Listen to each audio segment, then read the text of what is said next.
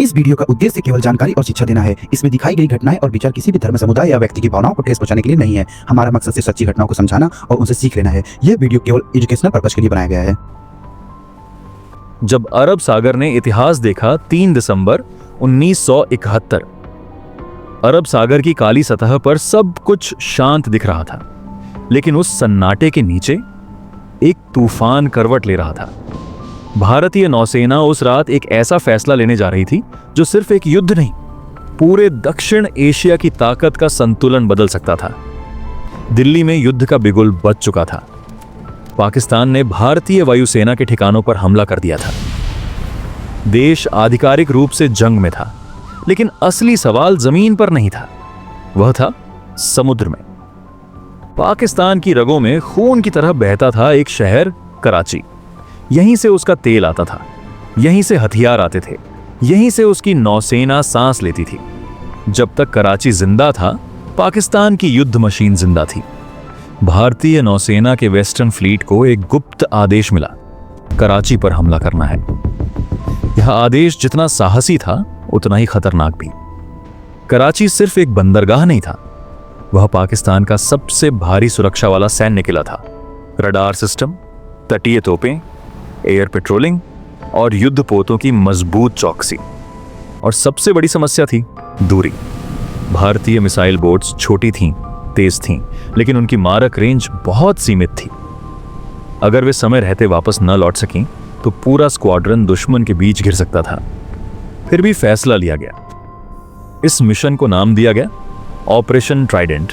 4 दिसंबर 1971 की शाम अरब सागर पर सूरज धीरे धीरे डूब रहा था, जैसे खुद भी जानता हो कि आज की रात साधारण नहीं होगी। भारतीय नौसेना की 3 मिसाइल बोट्स INS निपट, INS निर्घात और INS वीर चुपचाप अंधेरे में आगे बढ़ रही थीं। रेडियो साइलेंस लागू था। कोई आवाज नहीं, कोई संकेत नहीं। हर नाविक जानता था, अगर पाकिस्तान के रडार ने उन्हें एक पल के लिए भी पकड़ लिया, तो वापसी का रास्ता शायद हमेशा के लिए बंद हो जाए। समुद्र शांत था, लेकिन जहाजों के भीतर दिलों की धड़कनें तेज थीं। इन बोट्स पर सवार थीं सोवियत निर्मित स्टाइक्स मिसाइलें, उस दौर की सबसे घातक एंटीशिप मिसाइलों में से एक। लेकिन एक बात थी जो किसी किताब में नहीं लिखी थी। भारतीय नौसेना ने इससे पहले कभी इतनी गहराई तक जाकर दुश्मन के मुख्य बंदरगाह पर हमला नहीं किया था। यह युद्ध नहीं था, यह एक जुआ था, जिसमें दांव पर थी पूरी एक पीढ़ी की जान। रात और गहरी हो चली। अंधेरा भारतीय नौसेना का सबसे बड़ा साथी बन चुका था। कमांडर की नजरें रडार स्क्रीन पर जमी थीं। हर छोटी चमक, हर कंपन खतरे का संकेत हो सकता था। और फिर करीब 70 किलोमीटर की दूरी पर कराची का तट दिखाई दिया। अब वापस मुड़ने का कोई रास्ता नहीं था। रडार पर पहला लक्ष्य उभरा, पाकिस्तान नेवी का युद्धपोत। आदेश आया, मिसाइल तैयार करो। कुछ सेकंड जो घंटों जैसे भारी लगे, और फिर आसमान चीरती हुई पहली मिसाइल दौड़ पड़ी। कुछ ही पलों बाद क्षितिज पर आग का एक विशाल गोला उठा। पाकिस्तानी युद्धपोत PNS खैबर धू धू कर जल रहा था। कराची को अभी यह भी नहीं पता था कि हमला कहां से हुआ। भारतीय बोट्स बिजली की तरह पोजीशन बदल रही थीं। दूसरी मिसाइल, एक और धमाका, एक और जहाज आग में घिर गया। अब कराची बंदरगाह में भगदड़ मच चुकी थी। पाकिस्तानी रडार ऑपरेटर भ्रमित थे। उन्हें लग रहा था कि हमला हवा से हो रहा है, और यही था ऑपरेशन ट्राइडेंट की सबसे बड़ी जीत। भ्रम, जो दिखे नहीं उसे रोका नहीं जा सकता। तीसरा लक्ष्य, कराची का तेल भंडारण डिपो। मिसाइल दागी गई। कुछ सेकंड की खामोशी, और फिर पूरा आकाश नारंगी आग से भर गया। कराची का ऑयल डिपो भड़क उठा। आग इतनी विकराल थी कि कई किलोमीटर दूर से दिखाई दे रही थी। पाकिस्तान की युद्ध मशीन का दिल जल रहा था। लेकिन असली खतरा अब शुरू हुआ। भारतीय जहाज दुश्मन के सबसे करीब थे, और अब उनकी मौजूदगी किसी भी पल उजागर हो सकती थी। पाकिस्तानी वायुसेना कभी भी आ सकती थी। कमांड आया, फुल स्पीड, वापस मुड़ो। मिसाइल बोट्स पूरी ताकत से भारतीय सीमा की ओर भागने लगी।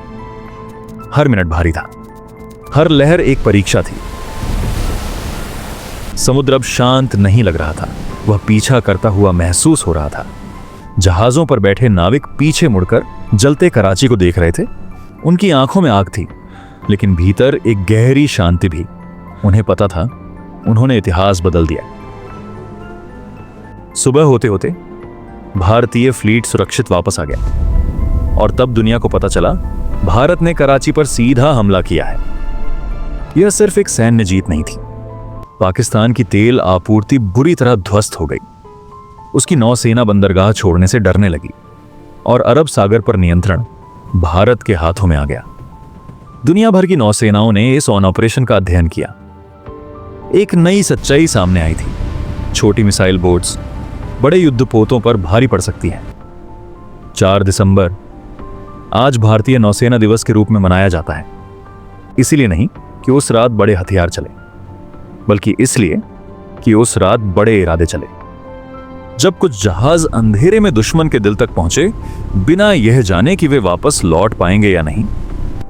उन नाविकों के लिए वह सिर्फ एक मिशन नहीं था, वह एक विश्वास था कि समुद्र पर भी भारत झुकने वाला नहीं। कभी कभी इतिहास गोलियों से नहीं, अंधेरे में लिए गए फैसलों से लिखा जाता है। और उस रात अरब सागर ने देखा था कि साहस का आकार जहाज से नहीं, इरादे से तय होता है। जब राष्ट्र दांव पर हो तो सबसे खामोश लहरें ही सबसे बड़ा तूफान बनती हैं। वीडियो अच्छी लगी हो तो लाइक एंड सब्सक्राइब करना ना भूलें। धन्यवाद।